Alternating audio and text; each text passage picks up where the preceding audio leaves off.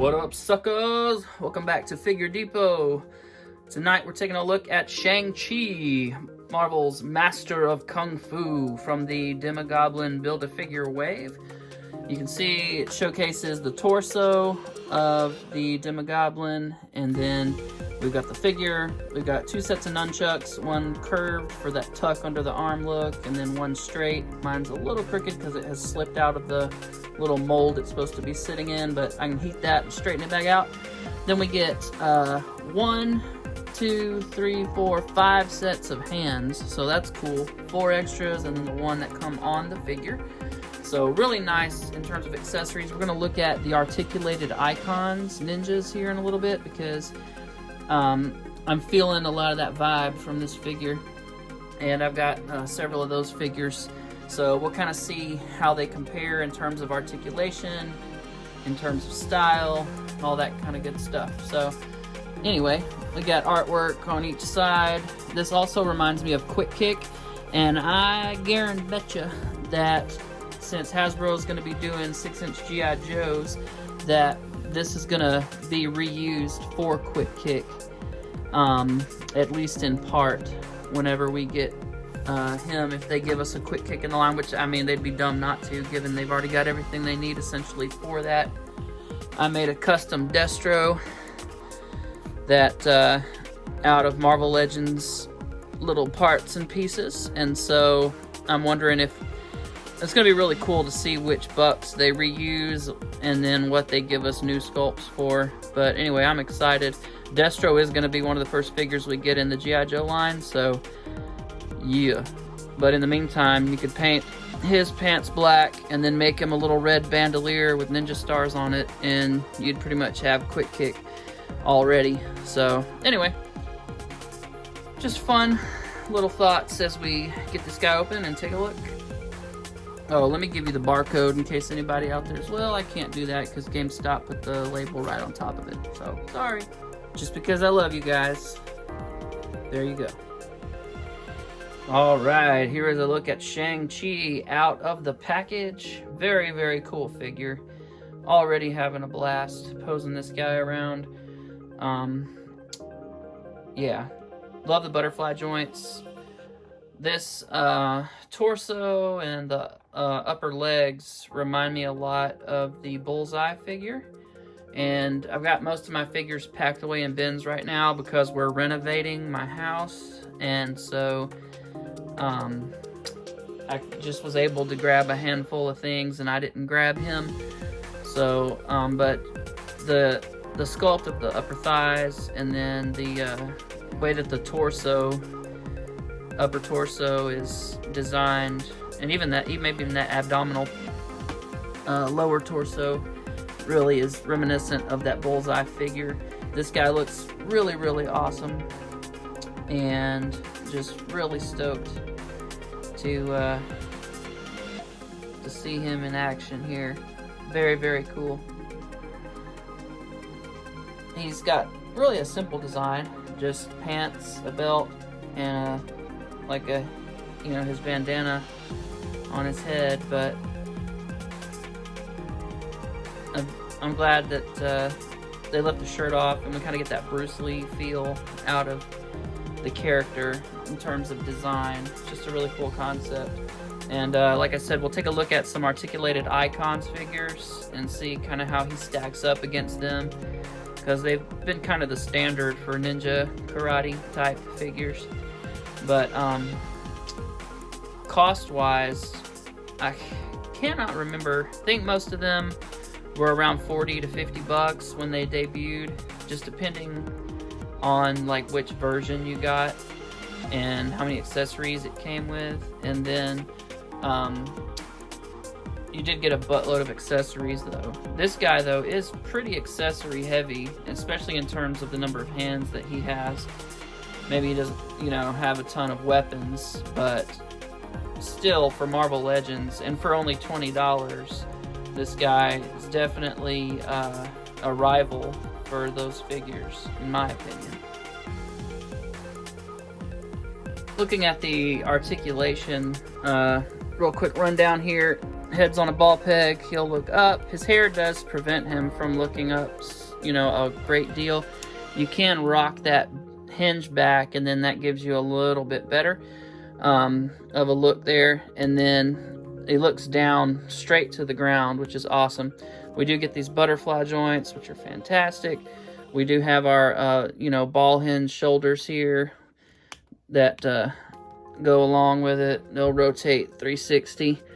Mine's real stiff right now, fresh out of the package, so but we'll rotate 360. We do get our swivel at the bicep, of course, double jointed elbows that will come in really far, and then we've got our swivels and hinges on all our hands. We do get a crunch that will go down really far. It'll go back a decent amount. The belt does float, so you can utilize that thigh swivel. We do kick 90 degrees, goes back not really much at all. We've got our little thigh cut here, and then we do get double jointed knees. We do get a swivel at the lower, under the calf, or that's mid shin, down under those pants. We do have ankle rocker and ankle pivot, so awesome articulation on this guy. And I'll get some shots later with some dynamic poses and stuff, so y'all can check that out. Alright, in terms of accessories, we get the cape and the torso of the Demogoblin, and you can see it's just a two-color plastic cape, navy and red. We got this cool little strapped belt here that's really nice. It's got brown with gold buckles. You got this little demon head thing, and kind of a tattered little, looks like a tattered shirt that got like ripped off, and it's just kind of hanging over his belt, honestly. So there's that. And then for the weapons, we get this awesome, this is the one that you tuck under the arm and hold in his hand. Nunchuck there, and then we get like the standard one, which is in a really soft plastic. You can bend it around however you want. They get this cool like dragon head sculpt on the end there. Really nice detail in that sculpt. They really went all out on that particular aspect of the design. It looks very, very cool. Then we get our fisted hands. So you get two of these for karate punching. And then we get our hands for grabbing weapons.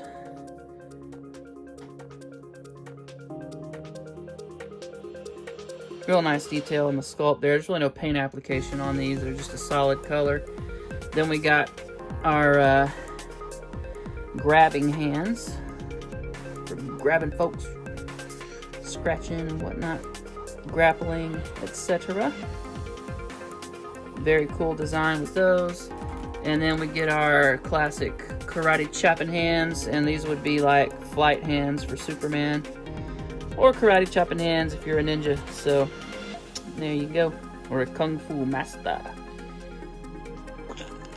So very cool. They all swivel and hinge, of course. And then we get the hands on the figure, and those are kind of your like tiger claw grabbing hands, scratching people's eyeballs out their head and stuff. So really cool. Very nice. Alright, for our size comparisons, first we're going to look at him next to the Wolverine, which also features butterfly joints with a slightly different cut out of the chest. And you can get forward just a hair farther, I think, with the Shang-Chi figure than you could with the Logan or Wolverine or Weapon X, whatever you want to call this version of Wolverine. And then here he is next to a standard size male buck, which is Mr. Fantastic. And you can see that basically those two are about the same height. Let me adjust my camera here. It's skewed a little bit. There we go, because of how I've got it turned. So sorry about that. So looking here at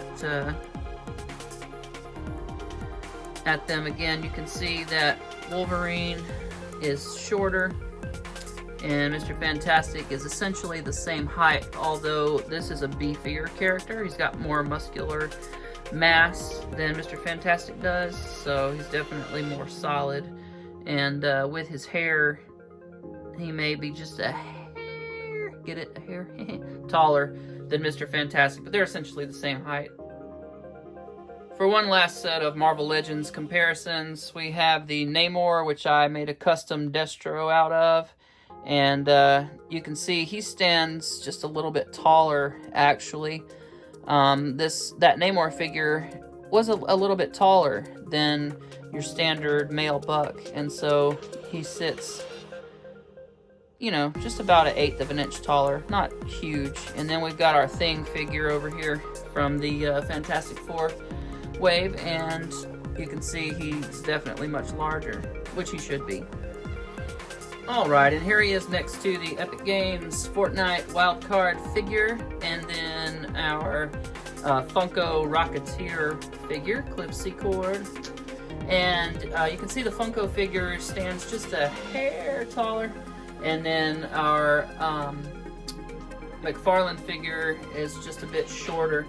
This is the line that's a true 1/12, and then the 7-inch or 1/10 figures stand a little taller in that Fortnite, the ones by McFarlane. So, you know, you can see he's a bit shorter, he's a bit taller, so he kind of lands right there in the middle. Alright, and so here we have him next to the DC Universe Classics Build-A-Figure, or Collect and Connect, actually, Bane. And you can see he's monstrous and towers over him, which he should. And then we have this 7-inch or 1/10 scale Batman by McFarlane. So you can see that both of these figures are absolutely massive compared with him, and that Batman is really big compared to the Bane. He should be a little smaller. But of course, this is a 6-inch 1/12 scale, and this is a 7-inch 1/10 scale. So they definitely, the McFarlane figures are much bigger. Alright, and here he is next to the last wave of DC Multiverse figures that we got from Mattel. We have the Joker with a custom Jack Nicholson head that I painted and stuck on there. And then we've got the Batman, which came with a little wimpy cape. And so I went ahead and customized the cape and made a nice, huge Batman cape for him. So anyhow, they're kind of more in line with him, although the Joker is much taller than the Batman figures from this wave are. That Joker figure stands, I got a tape measure over here. We'll check real quick and see exactly how tall he is, because he stands a lot taller than even the Batman does, which Joker is supposed to be taller than Batman, so that makes sense, and it's not inconsistent that way. But he's like 6 3/4, maybe a little taller, so really tall. And then the Batman, not to his ears, but actually to the top of his head, is just 6.5 inches. So our buddy Shang-Chi here stands at 6.5 inches at the top of his head as well. So consistently, this Batman's in line with our Shang-Chi figure, but the Joker is much taller, which again, like I said, isn't necessarily a bad thing, because Joker is a taller character. Alright, I mentioned G.I. Joe earlier, and here's why. McFarlane, or actually that's not McFarlane, that's the smaller ones. There is a McFarlane one that's bigger. But they've given us, in the Fortnite line, a Firefly already, and then of course with our articulated icons we add a little Cobra logo on there, and we've got Storm Shadow. So we paint his pants black, give him a red bandolier with some throwing stars on it, and we've got Quick Kick. So custom G.I. Joes. I've made probably, I don't know, about 10 of them, give or take, over the last maybe 3 or 4 years. And now Hasbro's gonna actually give us a 6-inch line of Joes, so can't wait for those because I'm getting tired of making customs. It's expensive. But we'll look at the articulation of the articulated icons next to our keep wanting to call him Quick Kick, Shang-Chi here, and kind of see how they compare. We'll do a little pose down. Alright, well, articulated icons definitely wins the legs spread apart test. They have really, really nice joints at the hips, probably the best you can get in this scale. And I was hoping that Shang-Chi would be able to do the same. He's not bad, but definitely articulated icons can still get down a little deeper. Well, as you can see, they can both kick very high. And if I rotated his hip socket around a little more, he can kick straight up and down, essentially, and he can almost do the same. So, still pretty nice kick range on him. They can both sit and meditate just fine, as you can see, legs crossed, no problems there. They can both kneel down fine as well, or squat very nicely as well. And the only hands that I've noticed that articulated icons come with that these figures do not come with, or the Shang-Chi does not come with, is this splayed out kind of finger spread hand. That's the one hand that they did not give us. We got two that are very similar. We got this kind of open hand, and then we got another somewhat open hand with the you know, kind of the tiger claw. So those two are essentially, they're not exactly the same grip, but they're very similar. And so those being so similar to one another, yeah, articulated icons in terms of hand accessories edges out this one just a hair. Overall, the Shang-Chi figure is really, really, really, really, really nice, and I give it a 10 out of 10 where Marvel Legends is concerned. Obviously, compared with a specialty figure like articulated icons, there's going to be things that are better, more dynamic, but for what it is, Hasbro really knocked this one out of the park. It really is just fantastic. Alright, well that's going to about wrap it up for me. I hope you enjoyed looking at this figure with me. It's really fantastic. What it can do is very, very close to articulated icons. And actually with the butterfly joints, that particular portion is even better. But for the rest of the figure, the only place where it really doesn't add up, I guess, is the hips not being able to do a complete split. That's about the only thing articulation wise that Icons has on it. But he's got butterfly joints, so I guess they can cancel each other out, and you've got about an equivalent figure there. Very, very good job, Hasbro. Excellent work. Please check out my Instagram for some other pictures. Leave a comment on this video and let me know what you think of the figure. Please like it and share it with somebody if you think they'd enjoy it, and subscribe to my channel if you haven't. I upload videos fairly frequently. So I'll see you guys next time. Thank you so much for watching.